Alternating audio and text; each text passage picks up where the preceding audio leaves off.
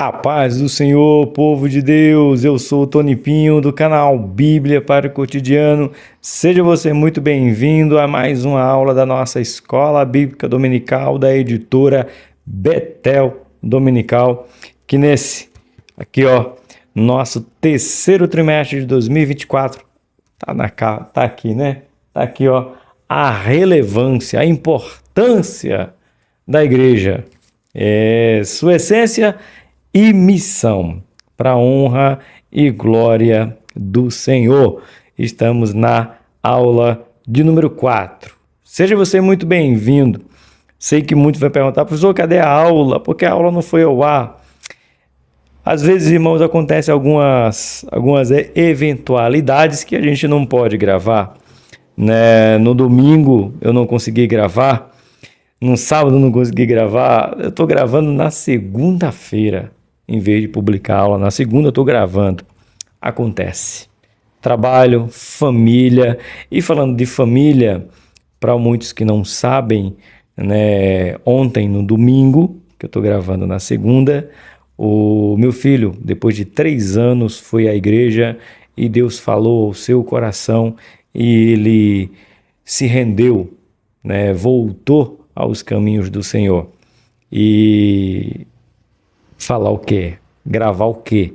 Não tem, só gratidão.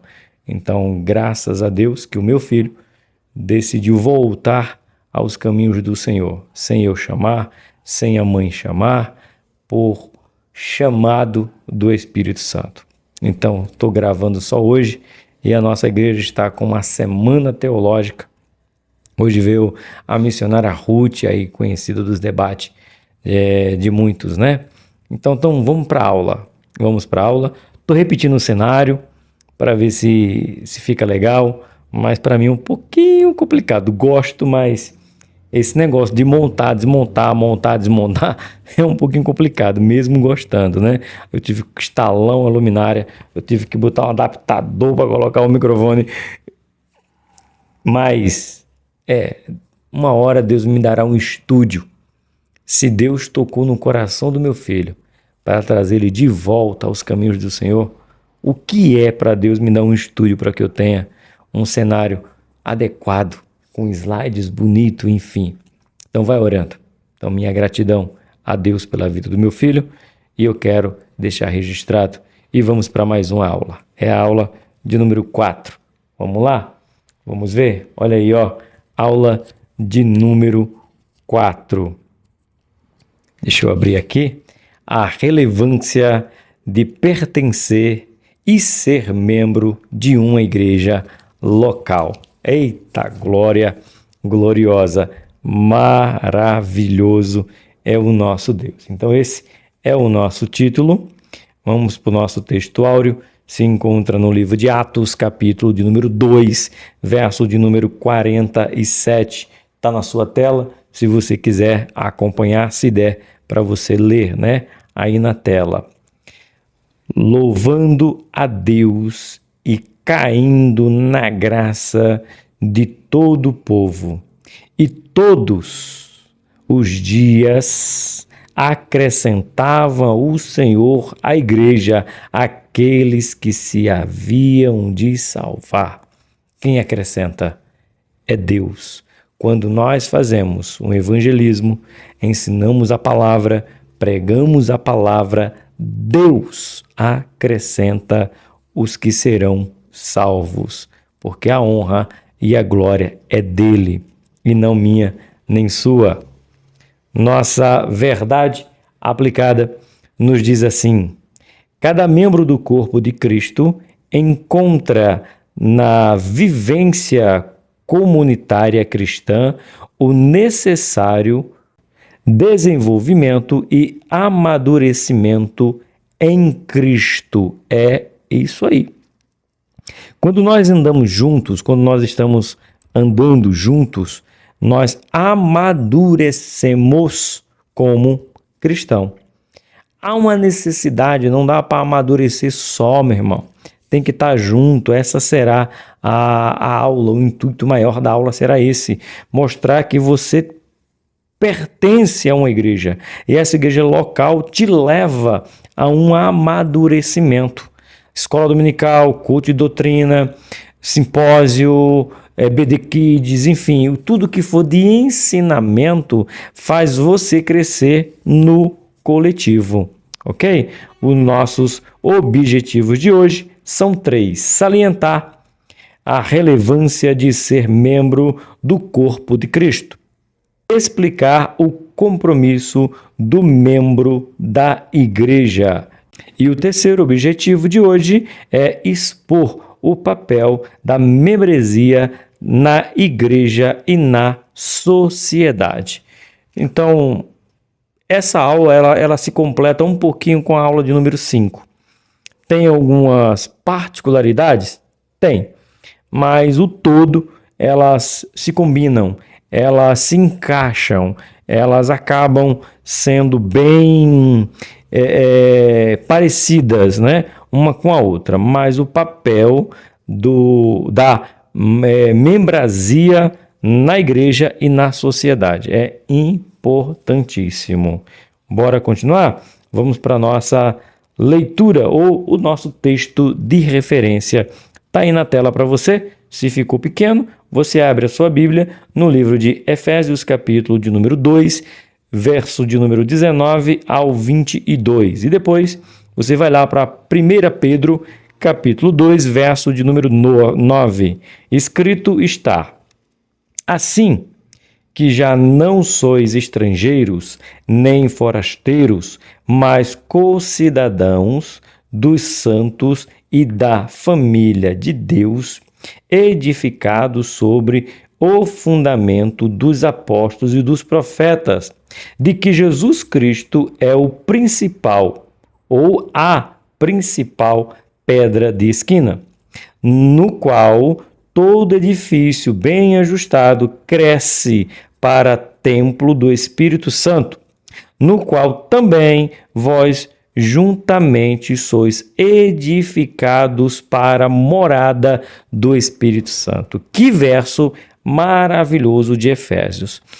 Ele é a nossa alicerce, ele é a nossa base, ele é a pedra que onde começa tudo. Mas para quê? Para que nós possamos ser ou nos tornemos morada do Espírito Santo. É o verso de número 22. No qual também vós juntamente sois edificados para morada de Deus no Espírito, em mim e em você. Cristo nos proporcionou essa oportunidade. 1 Pedro, capítulo 2, 9 diz assim: mas vós sois a geração eleita, o sacerdócio real, a nação santa, o povo adquirido, para que anuncieis as verdades daqueles que vos chamou das trevas para a sua maravilhosa luz. Olha um texto evangelístico aqui. Se você não está em Cristo, você é trevas. Porque ele diz que nós que somos sacerdócio eleito, geração eleita, sacerdócio real, nação santa, somos chamados para anunciar a sua maravilhosa luz. Então, quem não é de Jesus não está em luz. Amém? É desse jeito. Bora continuar? Vamos para o motivo de oração. Mas antes de falar do motivo de oração, não está aqui na tela, mas tem os hinos sugeridos. Hoje é o 24, 28 e 46. E sim, motivo de oração, ore para que mais cristãos sejam atuantes na igreja. Sim, não basta apenas você ir à igreja. Você tem que desenvolver um papel na igreja. Oremos? Ore daí que oro daqui. Soberano e eterno Deus, quero agradecer a Ti por esta oportunidade de ministrar a 4ª aula ao Teu povo, falando a importância de ser membro do corpo de Cristo. Eu peço a Ti, Pai, que Tu levante homens, mulheres, crianças, adolescentes, anciãos, para que eles tenham o desejo, o prazer, o querer de estar trabalhando na tua obra, seja na diaconia, seja no pastorado, no presbitério, seja, Senhor, na liderança, seja na cantina, seja cuidando de lavar, Senhor, o que não falta é lugar para o teu povo viver um com o outro, fazendo parte de um todo. Do porteiro que chega cedo para abrir o portão, daqueles irmãos que ficam na porta, que abre cedo. Irmão, Senhor, tem lugar para todo mundo. Tem lugar para todo mundo. Então, desperta o teu povo que estão apenas ouvindo essas aulas, para que eles venham praticar o que eles estão ouvindo. Em nome do teu Filho Jesus, você diz daí, amém. Bora para a nossa introdução? O texto está completo aí, sem corte, tá? Diz assim o texto na introdução do pastor Josué. A autêntica vida de discípulo de Cristo é vivida num contexto comunitário, onde a manifestação dos dons contribui para a edificação do corpo de Cristo. Cada membro cuida do outro e assim o corpo vai crescendo com ordem e decência, conforme a palavra de Deus, para a glória de Deus. Então, eu falo em línguas, você interpreta. Um profetiza, o outro tem revelação. Um outro, como eu já falei, abre a igreja, o outro prega. Um outro rege e o outro canta.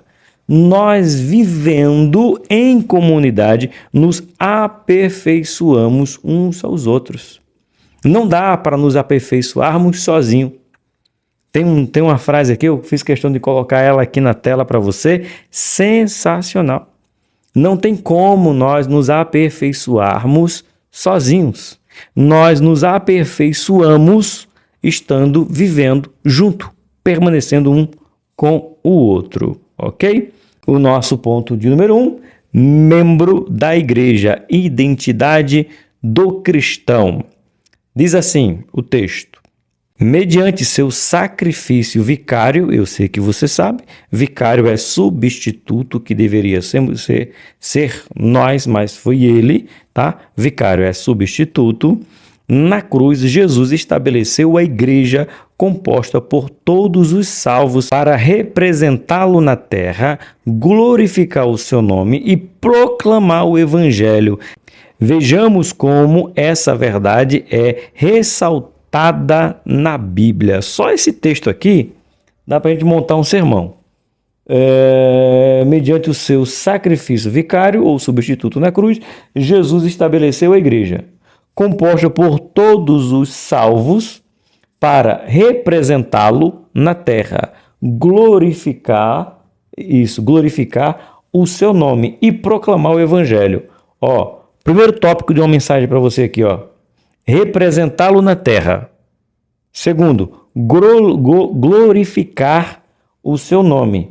E terceiro, proclamar o evangelho. Você tem 3 tópicos e aí já dá uma aula completa de escola dominical.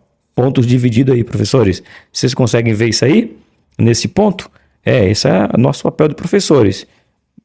Tirar do que já está pronto algo que a gente pode aprimorar.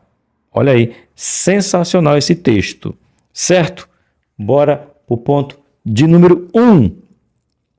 Ponto número 1 diz assim: as pessoas que se convertem eram acrescentadas à igreja, que foi o texto que nós já lemos, que ele se convertia, é o nosso texto áureo, se eu não me engano, é isso mesmo, certo? Texto áureo aí, Atos capítulo 2, 47. Esse tópico tá de Atos 2,47. Louvando a Deus e caindo na graça do povo, e todos os dias acrescentavam o Senhor à igreja aqueles que se haviam de salvar. O 1.1 está dizendo: as pessoas que se convertiam eram acrescentadas à igreja. Aí eu selecionei um texto aqui.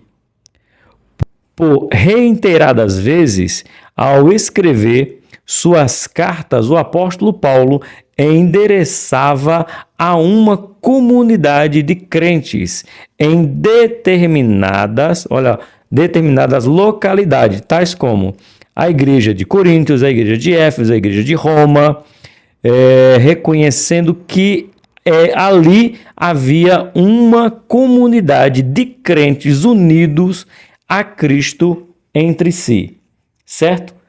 Então tem gente que fala bem assim, eu não preciso de igreja para congregar. Então, aí tu tem um problema sério. Então você não pode ler a carta que Paulo escreveu aos Coríntios, primeira e segunda carta. Você não pode ler a carta aos Romanos. Você não pode ler a carta aos Efésios.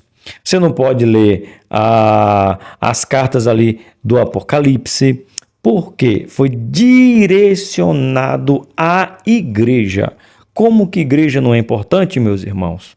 Como que essas pessoas estão querendo... Eu acabei de vir de um seminário, estou vindo agora de uma aula na segunda, com a pastora, com a missionária Ruth, eu não lembro o sobrenome dela, mas ela tem um nome aí, ela gosta de uns debates, ela vem na nossa igreja fazer uma aula sensacional. Tem que aprender a defender sua fé, apologética, defesa da fé. Eu não concordo que tem... Peraí. Então, na sua igreja já leu alguma vez as cartas de Paulo aos Coríntios? Já.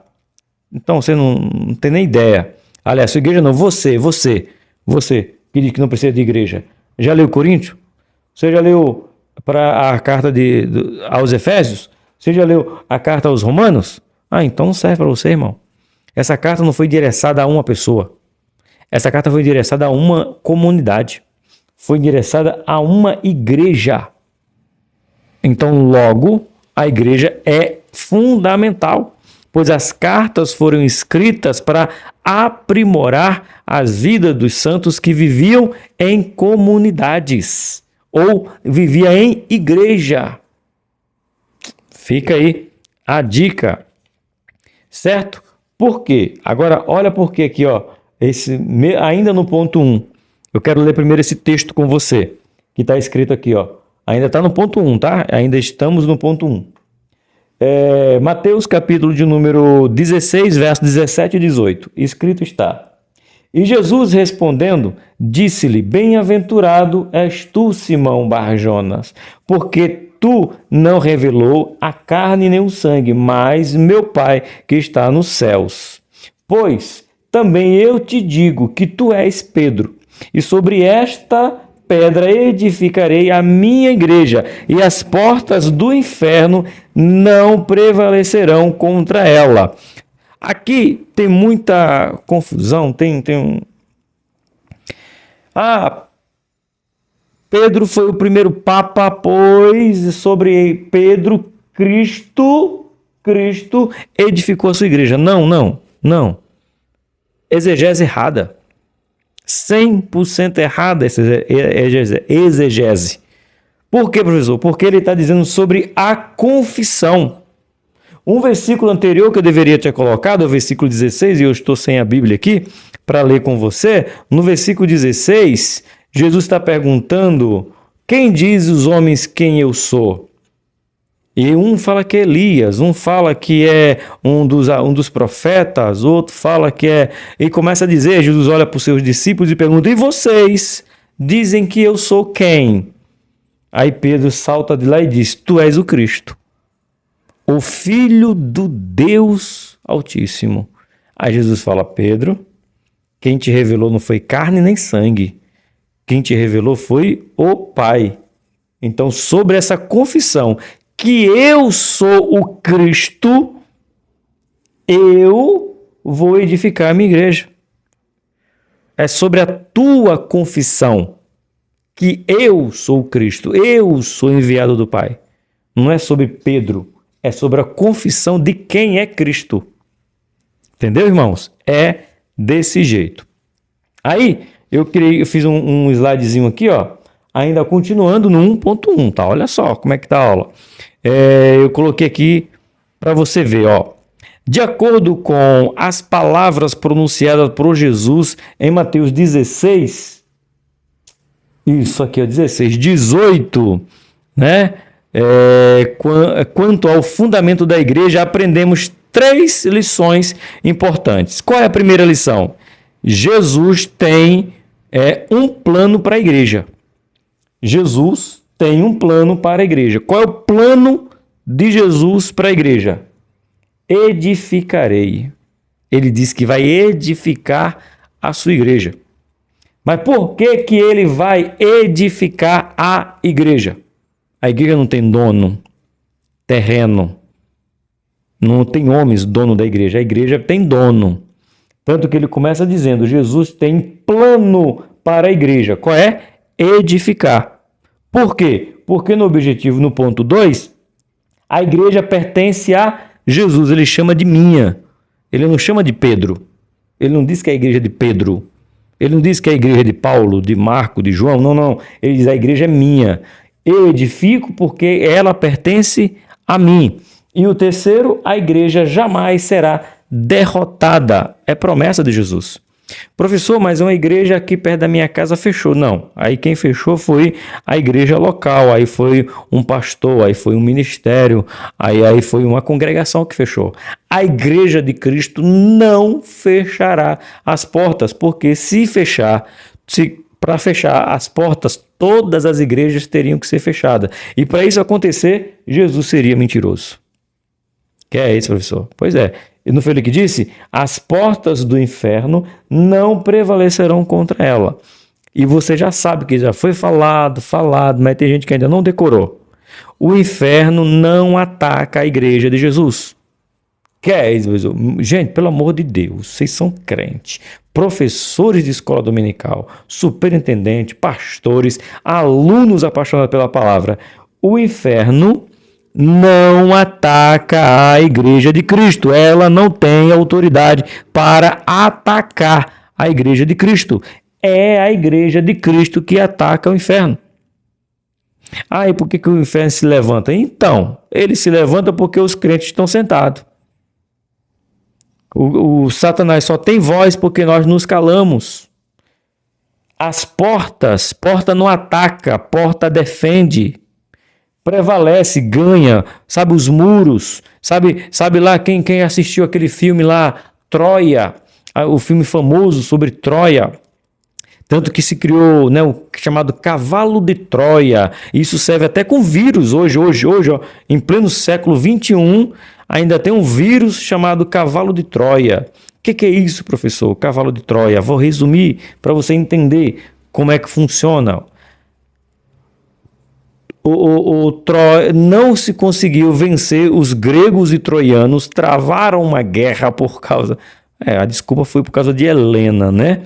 Mas a mentira que não foi Helena, né? Elemeu, esqueci o nome do moço lá. Mentira, porque eles queriam tentar destruir, né, entre os gregos. Já viu aquele ditado? Não dá para agradar gregos e troianos. Pois é.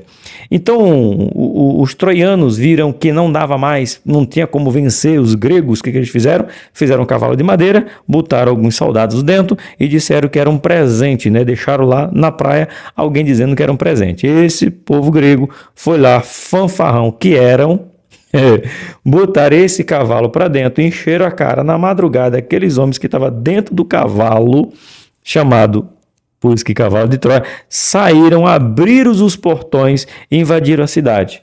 Então, essa cidade, o inferno, ele não pode prevalecer.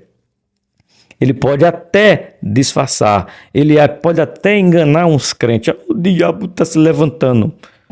Não tem poder, meu irmão. Ele pode achar legalidade, mas poder ele não tem. Então, essa história de Troia é o diabo disfarçando, que é forte, que é grande, que engana. Ele entra como brecha, como foi a história de Grécia e a luta contra Troia. Não dá para vencer.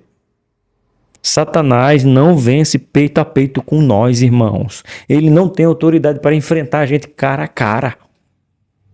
Tem que ser na covardia, tem que ser com brecha, como foi com os gregos, deu brecha para os troianos. Se não for por nós, você dar brecha, as portas do inferno não ganha. O problema é que nós estamos deixando de atacar o inferno. E já que nós não estamos atacando eles, o que é que eles fazem? E vêm nos atacar. Mas a gente vai vencer em nome de Jesus, que ele não tem autoridade. Bora adiantar, Mois? mais um pouquinho. Ponto de 1.2, escrito, está assim na tela para você. A relevância de expressar a fé. A vida cristã se expressa em um contexto de uma igreja. Ser membro da igreja é fundamental a fim de expressar a fé em Cristo. Em qualquer lugar do mundo, ser crente é sinônimo de ser ligado a um corpo local.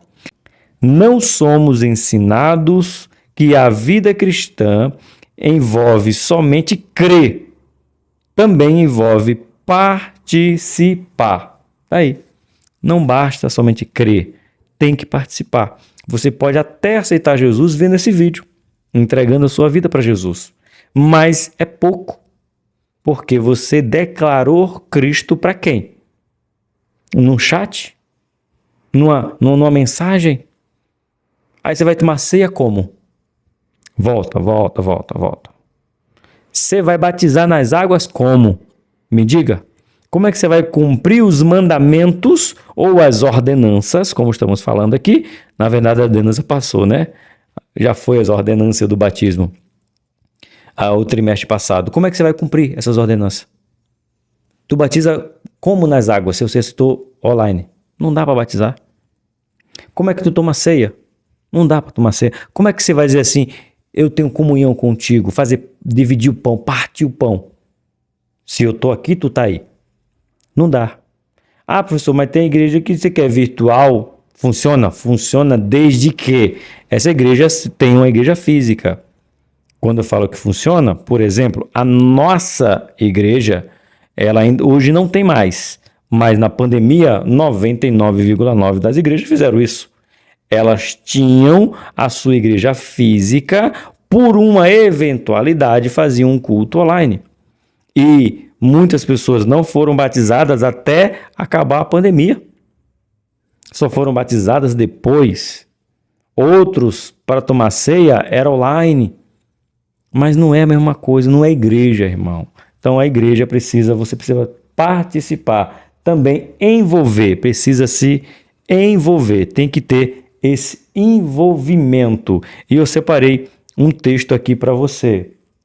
Vemos isso logo após a ascensão de Jesus. Aqui nós temos Jesus falando para se envolver. Atos capítulo 1, 14 e 15 e depois Atos capítulo 2, verso 1 e depois o 42. Está tudo aqui na tela para você. E eu vou ler com você. Todos estes perseveravam unanimemente em oração e súplica com as mulheres e Maria, mãe de Jesus, e com seus irmãos. E naqueles dias levantou-se Pedro no meio dos discípulos. Ora, a multidão junto era de quase 120 pessoas. E disse, cumpriu-se o dia de Pentecoste, estavam todos concordadamente no mesmo lugar. E perseveravam na doutrina dos apóstolos e na comunhão, e no partir do pão e nas orações. Então, desde a ascensão de Cristo até depois, na história do Pentecoste, no prosseguir, na história da igreja, que nós temos união, unanimemente, concordadamente, comunhão. Então você vê, em todos os versículos você tinha uma união. Aqui, ó.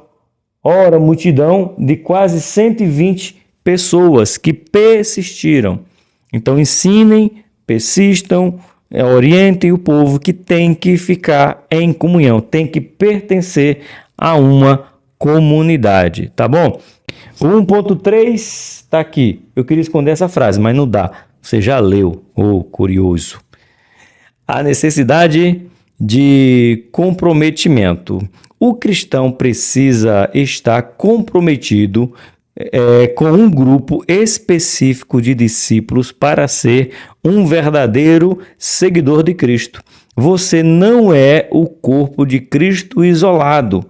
Você precisa de outros para exercer essa condição. Não dá para ser corpo sem estar ligado ao corpo. É básico. É o natural. Não dá dizer assim, eu faço parte do corpo, mas eu não estou ligado no corpo. Olha que frase linda aqui, ó. E essa frase aqui é do pastor Josué, tá? Ó, um crente sem a família de Deus é um órfão. Que frase bonita, hein, pastor José? Parabéns pro senhor. Um crente sem a família de Deus é um órfão. Então, se você não está ligado a nenhuma família aqui na terra, você é órfão, porque Deus é pai da igreja. Então, se você não quer fazer parte da igreja, você é um órfão. E apertou sem abraçar. É desse jeito. Frase bonita que quero replicar para você. Jesus estabeleceu a igreja para representá-lo na terra, glorificar o seu nome e proclamar o evangelho. Isso aqui é o resumo no ponto de número 1, que você tem que ser isso aqui como crente. Como diz, eu sou crente, você tem que aqui, ó, representá-lo, glorificá-lo e proclamar.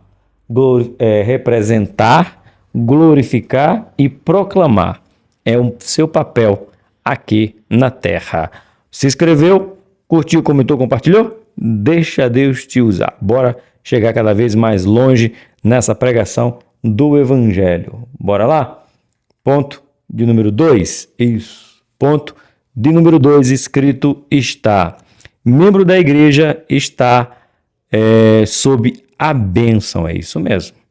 Você está sob a bênção porque foi Deus, Jesus, que ordenou, deu a diretriz, deu a ordem para que estivéssemos ligados sobre o corpo de Cristo, ser membro do mesmo corpo.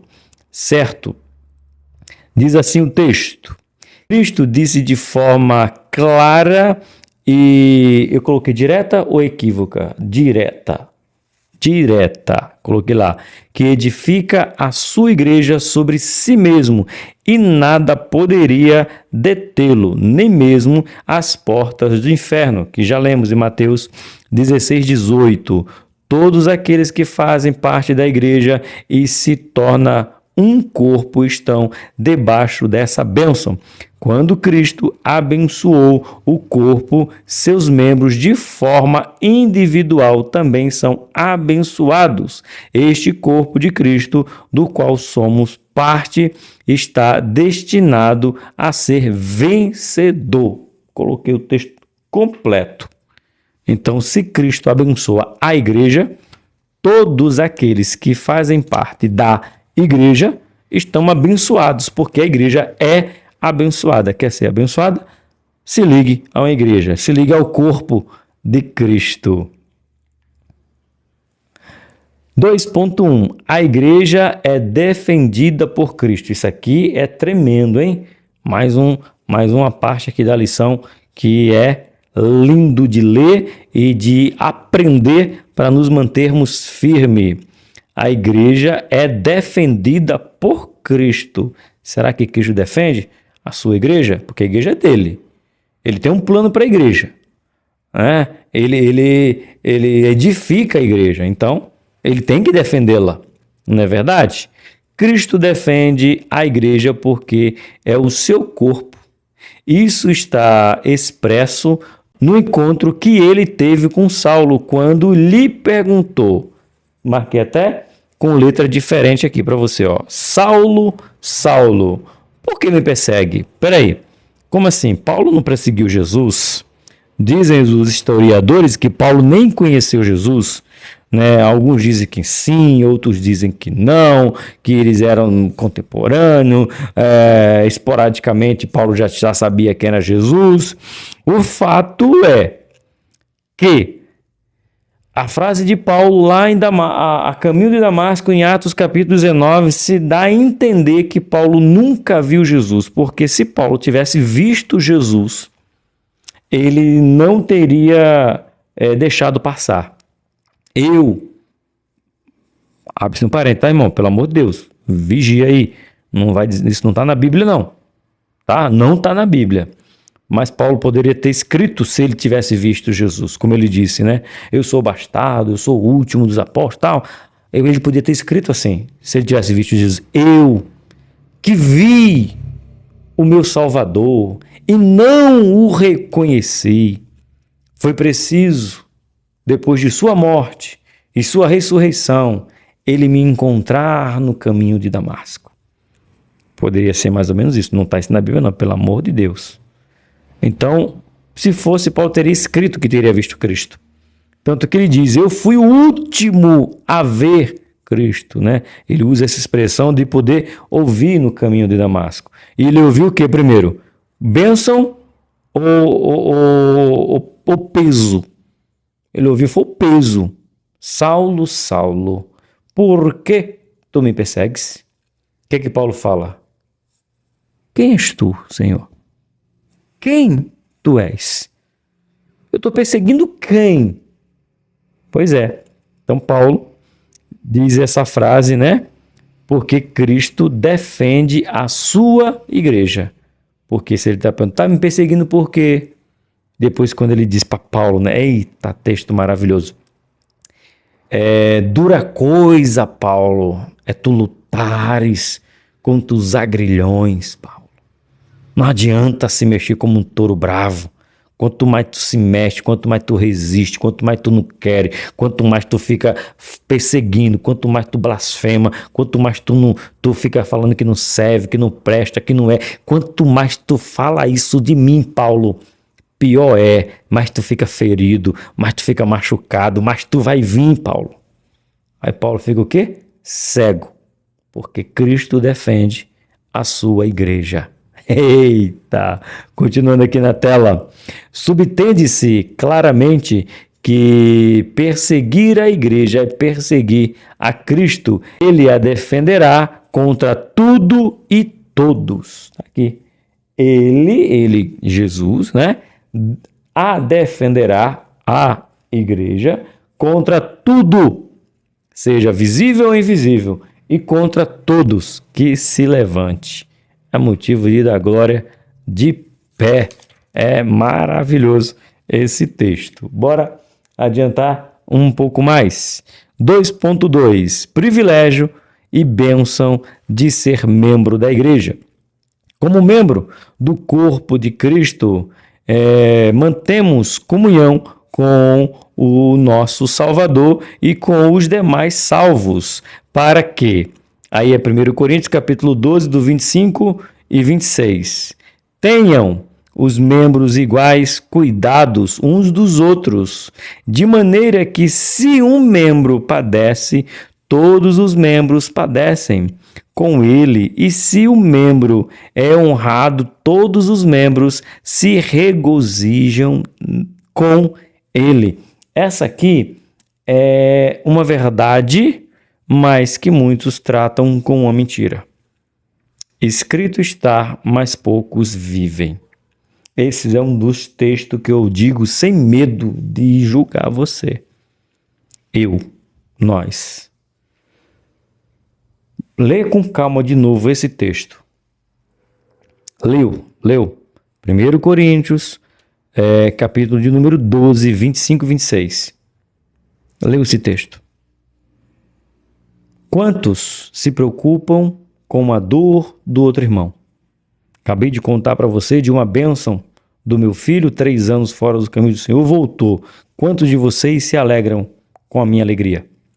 Quantos de vocês vai orar agradecendo a Deus porque o Rosil está nos caminhos do Senhor de volta? Para ficar, para a honra e glória dele. Quantos choraram quando o Rosil sumiu da igreja, eu não quis saber mais. Quantos choraram comigo?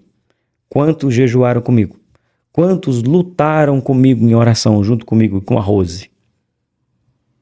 Esse aqui, irmão, é um versículo menos praticado dentro das nossas igrejas. Isso aqui é aula, tem que ser dito. Não adianta a gente disfarçar. A gente está acostumado a dizer lá fora e os de dentro. A gente somos... Esse aqui é uma parte da Bíblia que a gente menos se toca. Que a sua alegria tem que ser a minha alegria. Que a sua dor tem que ser a minha dor. Senão nós não somos corpo. Aliás, não somos membro do mesmo corpo. Tá aí. Se eu estiver errado, pode colocar. O seu está errado, professor. Não é assim, não. A gente se preocupa assim um com o outro. A alegria sua é a minha. A sua dor é minha dor. Nós choramos junto. Quantos vivem isso aqui? Pensa, nós somos igreja. Temos que nos preocupar. Ainda no 2.2 eu coloquei outro texto aqui, mas continua do mesmo. Esse texto aqui é do pastor Marcos. Ele coloca aqui, ó. Não existe membro do corpo de Cristo tão carente que esteja isento da responsabilidade de cuidar do outro. Como não existe um membro tão completo que não necessite de cuidado. Precisamos ser interdependentes, não independente. Eu gostei da frase porque ele fala bem assim, né? Não existe membro do corpo de Cristo tão carente que não possa ajudar. Também não existe um membro tão forte que não precise de ajuda. Qual é o membro mais frágil do seu corpo? Falando fisicamente, seria o seu dedo mindinho? Seria o dedo mindinho da mão ou o dedo mindinho do pé? Qual seria a língua? Qual seria o membro mais frágil? Mas o dedo mindinho consegue me ajudar. Ó, coçando meus olhos, ó. Ó lá, ó. Você está entendendo? Faz parte de mim. Qual o membro mais forte? Seria a minha mão direita? Meu braço direito? Seria o mais forte? Mas ele também precisa de ajuda. Dos nervos, que ele nem vê.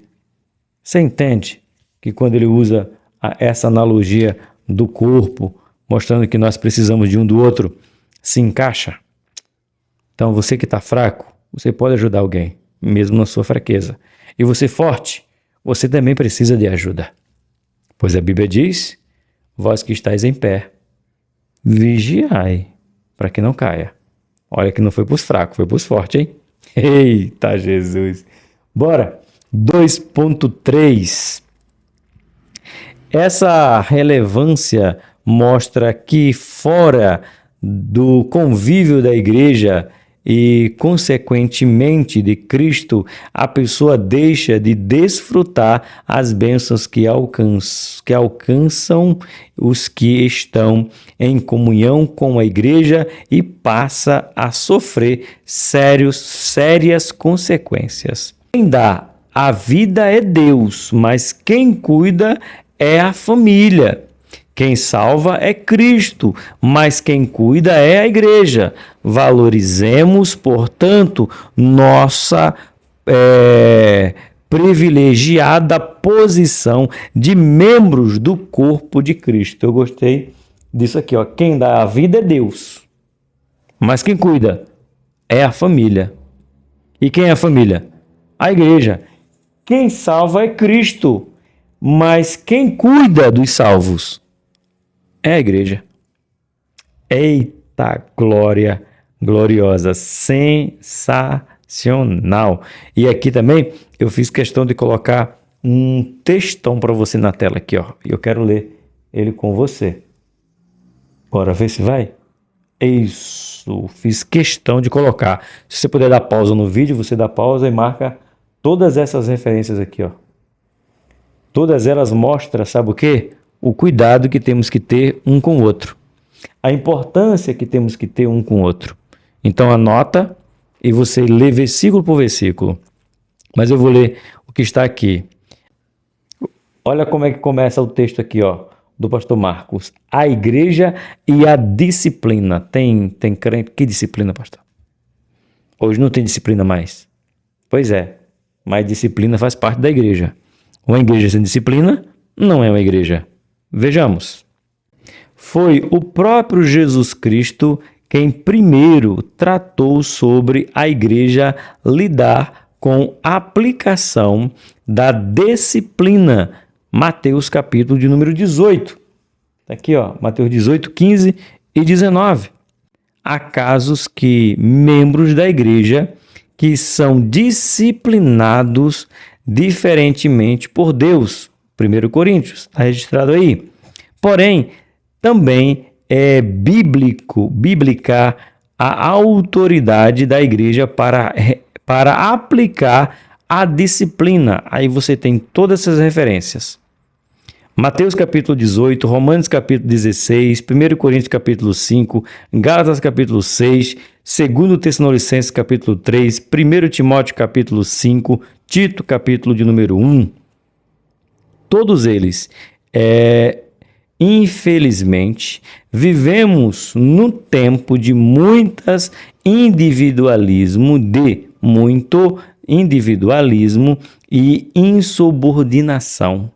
Além disso, em muitas igrejas locais não se exerce mais a autoridade concedida por Deus para aplicar a disciplina. Evidentemente, devemos, como igreja, agir tendo em mente os princípios bíblicos que norteiam o uso da disciplina, evitando assim tanto a negligência quanto o abuso. Você sabia que algumas igrejas não podem mais aplicar disciplina porque o pseudo-cristão, se for aplicar uma disciplina que ele não pode mais tocar, que ele não pode mais cantar, que ele não pode mais pregar, que ele não pode mais cear, ele processa a igreja por constrangimento. Agora inventaram a tal de palavra, aliás, frase, né? Melhor dizendo, tratamento espiritual. E o que fala Jesus que tem que se tratar? O que fala Paulo que tem que se tratar? O que fala sobre a disciplina na igreja? Não se engane.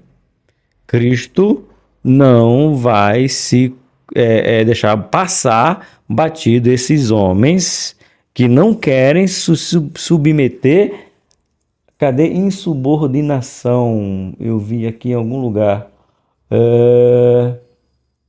Cadê? Não vou achar. Mas não quer não. É insubordinados. Eles são abusados. Me colocou em disciplina, eu processo. Não é crente não.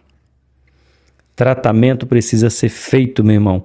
Precisa ser tratado todos aqueles que precisam ser corrigidos por amor à palavra de Deus. Então, você, meu irmão, se está sendo disciplinado, receba essa disciplina.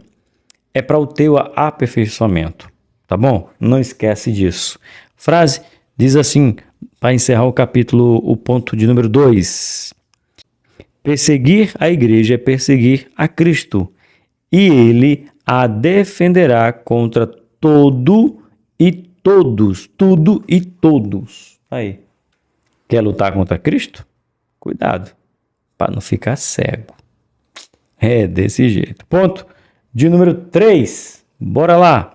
Escrito está: membro da igreja sob liderança espiritual. Veja que nós, assembleanos, não temos essas coisas, essa história assim, se o bispo Manuel Ferreira, se o bispo Samuel Ferreira, se o bispo Abner Ferreira pôr as mãos sobre a minha cabeça, eu serei... Para.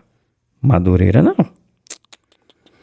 Nós acreditamos, respeitamos a autoridade dos bispos, Manuel, Samuel, Abner, que são os líderes principais do nosso ministério de Madureira, mas não tem isso não, irmão. Se botar a mão em mim, para, irmão. A liderança espiritual é sobre a liderança que Deus constituiu. E sendo constituída por Deus, tem que ser respeitada. Salve se essa liderança ela quiser fazer como faz as seitas e a heresia. Só é abençoado se eu pôr a mão. Só é abençoado se eu designar. Aí essa pessoa está fora Ou a igreja fora, aqui falando de Madureira, está fora. Se o bispo Manuel fazer um decreto e disser que todos os pastores que não dá um beijo na mão dele está amaldiçoado. Então, aí tá fora, irmão. É só um exemplo, tá bom? É só um exemplo. Não concorda, não vai. Mas eles têm nós temos uma liderança espiritual. Sim, tá bom? A liderança espiritual foi constituída por Jesus. Os apóstolos reconheceram que os dois mais importantes ministérios de um líder espiritual era pregar e orar. Teu pastor prega? Meu pastor não prega nada, então ele não é pastor. O pastor tem que dar comida para as ovelhas. E aqui não é comida capim, aqui é palavra. Tem que pregar. Teu pastor ora? Ah, meu pastor só chega depois que o culto começou. No campanha de oração, ele é o último a chegar. Não é pastor? Não. Os principais mandamentos: pregar e orar. Essa oração, muitas vezes chamada de intercessão, tinha como finalidade abençoar e proteger os cristãos. Nessa mesma linha, vemos Paulo afirmando que, de modo frequente, intercedia pela igreja e fazia saber que estava orando por ela. Filipenses. Cadê Filipenses? Aqui, Filipenses. É isso aí. Precisamos. Cadê aqui, ó? Orar e pregar. Ah, que eu coloquei aqui, ó. Pregar e orar. Todo pastor precisa pregar e todo pastor precisa orar. Essa história de dizer assim, não, eu não prego, eu só cuido do rebanho. Meu amigo, as ovelhas conhecem a voz do seu pastor, e seu pastor que não prega não pode ser pastor.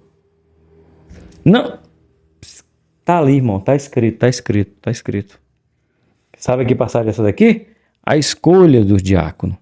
Quando disseram, tá defraudando as viúvas, fazendo acepção de viúvas estrangeiras, judias, e tá errado esse negócio aí. Os apóstolos falaram, não. Nós não queremos se meter nisso aí, não. Nós temos duas responsabilidades. Primeiro, ensinar o que aprendemos de Jesus. Pregar a palavra. Segundo, orar. Então a gente não pode se atentar com isso aí. Entrega isso aí para o diaconato. Que é isso, pastor? Tem tempo não pregar não, né? Vigia. Tu tem que trazer a palavra. O rebanho tem que conhecer a tua voz. 3.1, bora. Aê! 3.1. A relevância da intercessão pela igreja. O que é interceder? Intercessão.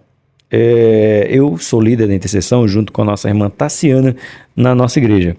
E pessoas acham que interceder é você repreender o inimigo. Repreender o lapeta lá, bem longe. Não, isso não é intercessão não. Isso aí é libertação. Intercessão é eu me colocar à frente de alguém em defesa dela. Isso é intercessão. Quando fala bem assim, o Tony vai interceder por alguém aí. Então eu pego você, coloco para trás de mim e vou falar em seu lugar. Eu vou representar você, eu vou defender você, eu vou estar à frente para fazer. Isso é interceder. Foi o que Jesus fez por nós. Intercedeu por nós, se colocou na nossa frente, falou no nosso lugar, sofreu no nosso lugar, morreu em nosso lugar. Interceder é isso aí. E muitas pessoas não sabem nem o que é interceder. Elas confundem intercessão com expulsar demônio, com libertação. Entendeu? Mais uma vez, interceder é eu me colocar no seu lugar. Falar por você. Por isso que a religião católica apostólica romana, ela simplesmente diz que os santos são seus intercessores, porque ele pede para o santo pedir para Jesus fazer o milagre. Isso é intercessão. Eles entenderam o significado da palavra intercessão. Fazem de maneira errônea, mas entenderam. É eu pedir para alguém falar no meu lugar. Ok? Aprendeu? Isso é, então, a igreja, o pastores, é alguém que intercede por mim perante Deus. Intercessores. Não, tem muito lugar não, hein? Pensa num lugar que tá uma coisa que tá rara. Quem é que quer comprar a briga de alguém? Pai, esquece esse negócio aí. Não quer não. Tem gente que não quer isso aí não. Mas bora continuar. O apóstolo Paulo, ele elogiou o combate que Epáfras, líder da igreja em Colosso, demonstrava na oração por eles. Está registrado em Colossenses. Está aqui, eu vou ler o texto com você. Deixa eu ler primeiro todo o texto lá. A sincera, amorosa e perseverante oração de um pastor por seu rebanho trará vitórias abundantes. Agora, Colossenses diz assim, saudai-vos, Epáfras, que é dos vossos, servo de Cristo, combatendo, ali o combater, interceder, lutar, passar à frente, sempre por vós em orações, para que vos conservais firme, perfeitos e consumados em toda a vontade de Deus. Ele lutava pelos santos, pela igreja. Luta, literalmente, combate. Combatia em oração. Está aqui. Sempre por vós em oração. E aí, você entra em oração por alguém? Está lutando por alguém com oração? Está faltando verdadeiros intercessores. 3.2 Ser membro nos faz descobrir os dons e ministério. Coletivamente, porque você em casa, você sozinho, como é que você vai saber qual é o dom que você vai comungar com o seu irmão? Através do convívio com os demais irmãos em Cristo, descobrimos os dons que nos foram outorgados por Deus, entregue por Deus, quando estamos vivendo coletivamente. Quando uma parte do corpo de Cristo sofre, todas as demais também sofrem, porque os cristãos são membros uns dos outros. Quando um dos membros do corpo se alegra, todos podem se alegrar. Os cristãos não podem permanecer indiferente ao sofrimento ou à alegria um dos outros, aqueles com os quais compartilham da mesma fé. Então, tá aí. Você quer simplesmente descobrir qual é o seu dom? Viva em comum. Viva com o seu irmão. E aí você descobrirá qual é o seu dom. Lembrando que o seu dom não é para você. O seu dom é para o outro. Dom só é dom quando eu sirvo o outro com o dom que o Espírito Santo me concedeu. 3.3? 3.3, olha aí, nos caminhando para o final. Cristãos maduros na fé ajudam quem está iniciando. Isso é verdade. Essa é a pura verdade, né? Esse texto aqui é maravilhoso. Que nós que somos mais velhos temos que ensinar os mais novos. Temos que deixar legados, não herança.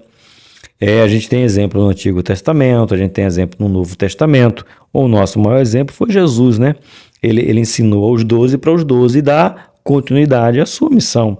E os 12 aí multiplicou isso aí.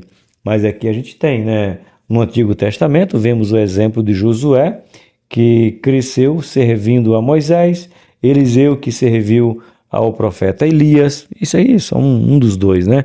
A gente pode pegar quem mais aí? O pequeno Samuel, que serviu ao profeta Eli. Então a gente tem, né, homens que um serviram ao outro, saíram servindo, e é isso.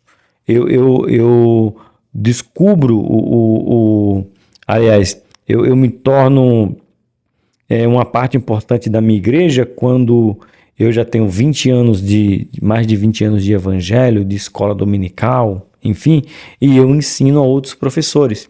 Como eu falei para você, eu tive a oportunidade de ensinar a 2 professores que estavam iniciando para eles poderem conseguir dar aula na nossa igreja. Enfim, isso é o nosso privilégio. É poder ensinar para outros, é poder instruir a outros, é poder mostrar para outros a palavra de Deus.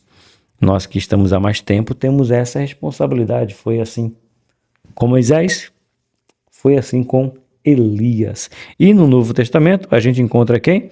A gente encontra Paulo chamando Timóteo, que foi o seu discípulo por quem tinha grande apreço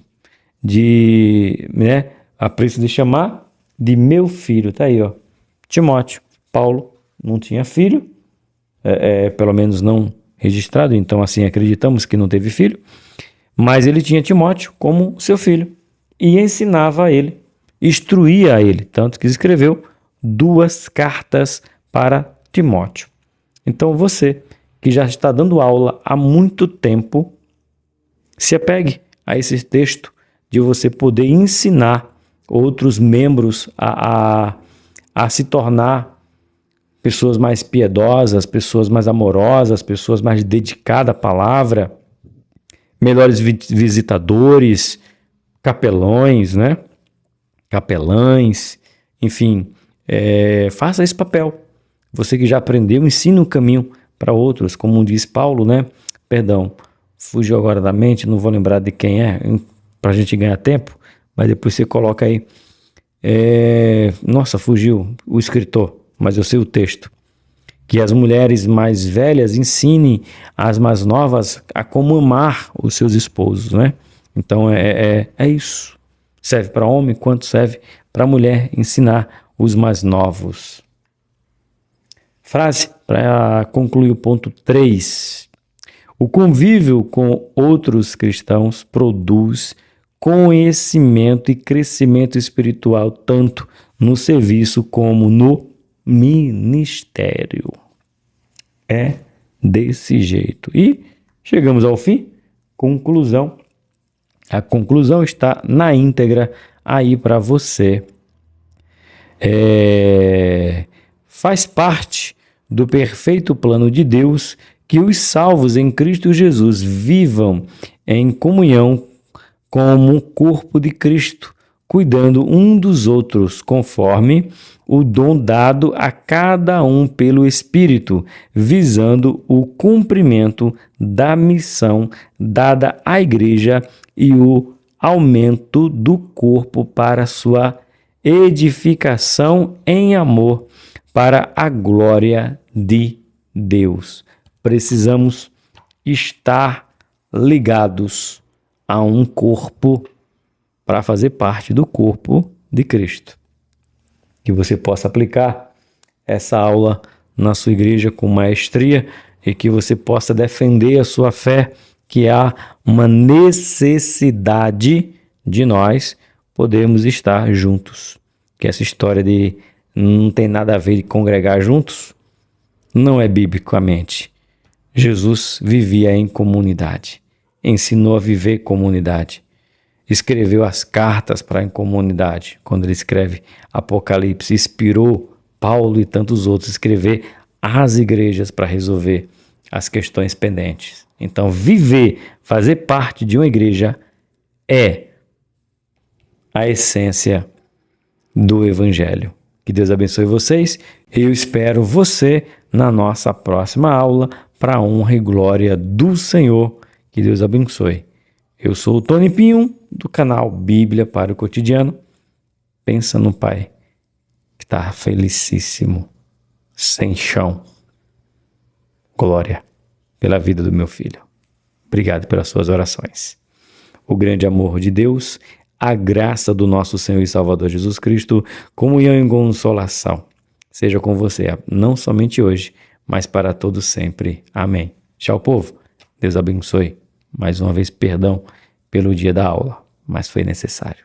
Tchau. Vejo vocês por aí, querendo Deus.